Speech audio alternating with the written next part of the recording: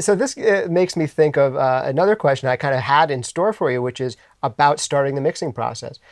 And I guess there's two questions here. First, how do you start? What elements do you start with? And second, is that process different when it's something that you recorded as opposed to when someone else? Yeah, I mean, definitely. If it's something I recorded, I just push the faders up. All I ever try to do is start from the way we've been listening to it while we've been tracking, and then picking up where you left off. Always, as much as I possibly can. Yeah. But that's because I'm familiar with it. First thing, whenever I'm mixing somebody else's stuff, which I will say that as much as I like mixing other people's music, when you're mixing it, you should really have a lot of reverence for the fact that you don't know what you're doing. You weren't there. You don't know what they're going for. So have that humility to know, I don't know what they're going for. So the first thing I do is I listen to the rough mix, always. Sure. And I ask them, do you like the rough mix? Do you like the way it sounds? What is bugging you? What are you going for? What do you like? Questions, just ask a bunch of questions. Kind of like when Greg called me. Yeah. Like care. It's not about you. It's about this record. So I just try to familiarize myself with where they've been. Yeah. And I forget who said this. Somebody said, mix, match, and improve, or something like that. Like kind of like get to where they've been on the rough mix and then kind of take it from there. Now, sometimes, of course, and this happens a lot, people will hire me to mix just because timing, cost, whatever. I couldn't produce the record, and so they'll just like, well, can you mix it? And then there's sort of like a thing where it's like, well, can you make it sound like one of your records now? Which is fun for me, but also, I wouldn't just do that, So sometimes it's like, okay, this is what I would do, and that can be really fun, But I don't assume that that's what people want.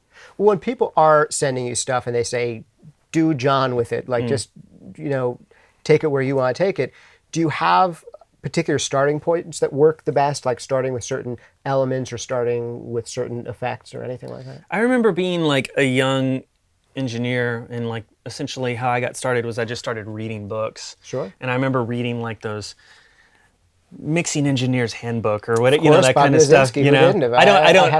I don't remember if that was exactly the one, but I remember those kinds of books. I recently looked back at some of those, and they're so funny because it's just like, well, usually I start with the bass drum, and then and it's like I don't ever do any of that. This seems so methodical, and to me it's just total instinct of just like I literally just push it up, and as again you're going to hear it all together. Why not start listening to it together?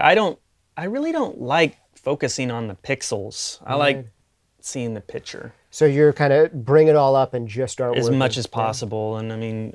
Also, this is a funny thing that I remember like seeing engineers do in the 90s. It's like they would do that. They would start with the bass drum. They would start with the snare drum. They would literally go along, and the last thing they get to is the vocal. Right. Like, that's kind of what everyone's going to listen to, at least the first time. And like, why not get that vocal up, right away, Yeah. So that's sort of, I mean, like I wouldn't say I do that. I just push everything up and just start kind of I hear chipping you. away. So the engineers that I love the most, they're either starting with everything up, or if they have a method, it's I bring up the vocal, or I bring up the entire kit, and then other elements. But that one soloed element at a time, I never got it either. I think that's kind of just I think definitely. I think that's kind of maybe just an older way of doing it. Like, look, I know plenty of people who do mixes that way, and they sound awesome. True story. Point is do it any way you want. Yeah, so it works for if you. you're asking me what I do, I feel like I'm very just instinct. Yeah. Just push it up and start to make it sound the way you want it. Well, it's great to know. I mean, if one person can listen to this and say, I'm allowed to do that, and then they just bring things up because that is what feels natural to them, you've done the world a service. I think you should always just do it the way you feel natural, and it just becomes like second nature. When you do it every day, you just start to get a sense of everything. It's like it's not to say that sometimes it doesn't stump you and frustrate you, but like I've just come to find that usually it's best not to overthink anything when it comes to art. This is just me though. I realize some people really need to be meticulous, but I think that my job is to just have it come from the instinct, the heart. Right. This makes me think of when you're trying to figure out where the mix should go, where the record should go. Is referencing other recorded music valuable? I mean, do you feel like you need to listen to other records, whether by that artist or by other artists, to keep a frame for what is cool, where they should go? I mean, my answer is sort of why not? You know, like part of making music is celebrating the lineage of music and kind of realizing where this is all coming from. I think that it's totally, totally reasonable for an artist to say, man, I really, really love the snare sound on this record, and then them to play you that song and for you to go, okay, well, all right, let's go for that or whatever. I mean, I think that's completely reasonable.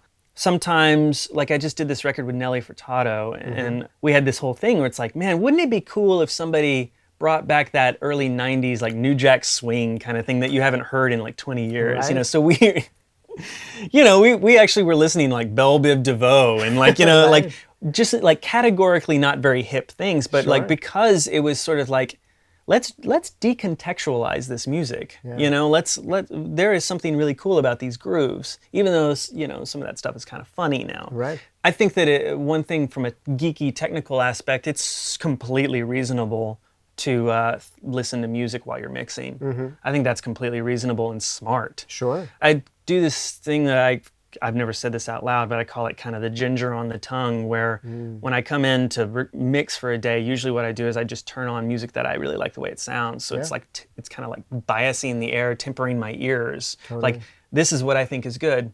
And now I'm going to work on something that I want to make me feel as good as that. And sometimes it's good just to, you know, again, the geeky thing, like, where's my bass at? Click, listen to something. Oh, okay, I'm all right. And, you know what I mean? You got to do that. I mean, you got to make sure it's going to sound okay other places. I'm glad that you said that out loud, because I think a lot of people are nervous about doing that. I do it all the time, even in the mastering studio. And I think never be nervous about that. I mean, well, look, the only reason to hire a producer is for objectivity. Right. That's the only reason to hire a producer. If the artist was something other than subjective, their experience of art, then they wouldn't need a producer and you'd be out of a job. So as a producer, as an engineer, you know, we're both, you got to remember that at that point when you're mixing, you're not all that objective anymore. So flash some objectivity, listen to a record that you really like. Yeah. Like, oh, that's the way it should sound.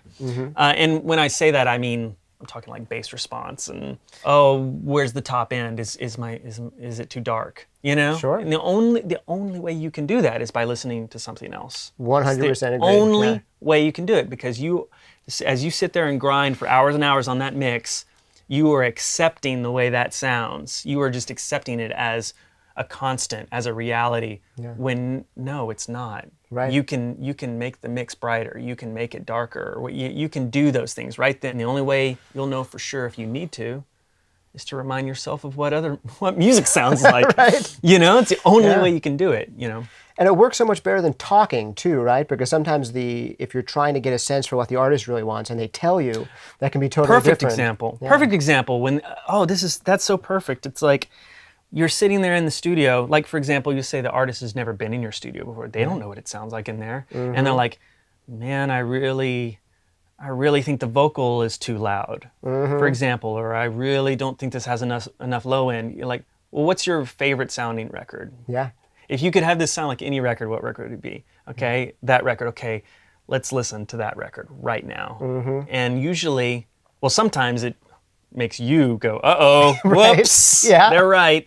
But a lot of times that can be a very pacifying thing for the artist to hear, if you know what you're doing. Yeah. They hear it and they go, oh, okay. You know, it snaps them into focus. And look, I mean, it's so important as a producer, engineer to always be sympathetic and resonate with the artist. Like, whatever their anxieties are, it is your job to make them feel better. Yeah. It is positively your job. Do not stand there and watch them drown. Right. That is ridiculous. I know that there are some producers out there who are kind of tough stuff and it's tough love and they kind of watch the artist squirm. I think it's completely unreasonable to be that way. It's always about making them feel better. Yeah.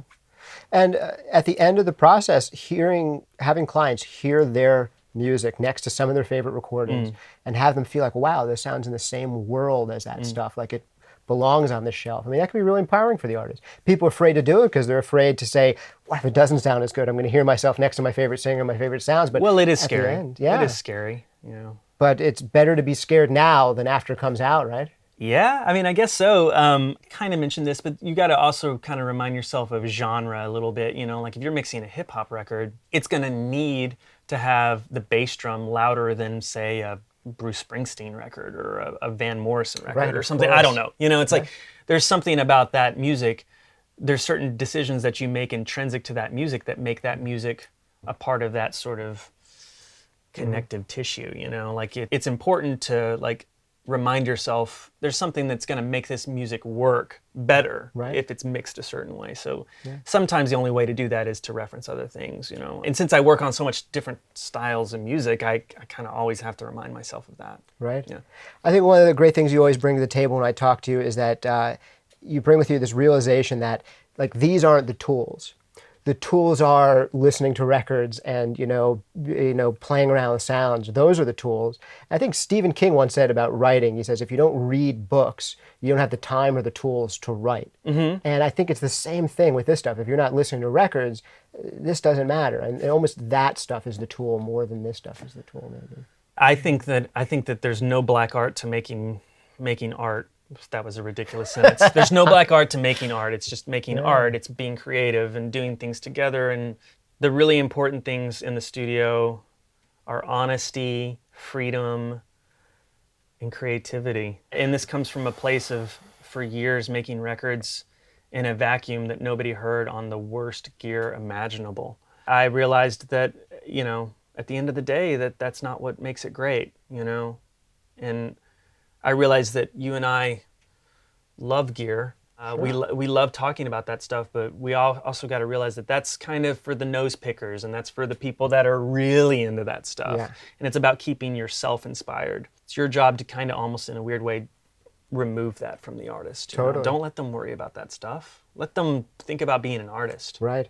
The conversations that you have with them shouldn't revolve at all around the technical stuff. Yeah, I mean, occasionally if somebody comes in and is like, man, I really love the drum sounds on Prince records. It's like, okay, well, that's a Simmons or a Lynn drum. They might not know that, so that's at a point where you can get a little, well, that's not really geeky, but that's kind of geeky. What's that snare drum sound? It's like, that's a Lynn drum, you know? I've got one. Here you go. So much of that doesn't come down to the microphone. Even if it's an organic sounding snare drum, it's like, oh, that is like a superphonic. That's the tone of that drum. Totally. And it all happens before the microphone. Yeah, I mean, and that's kind of what I was getting to. It's so much more important to get the right player and the right instrument over the microphone. I am a microphone junkie. I mean, I own a lot of gear, but I mean, I gotta be honest, man. Like, I will trade all that stuff in for just the right instrument and the right drummer or instrument player.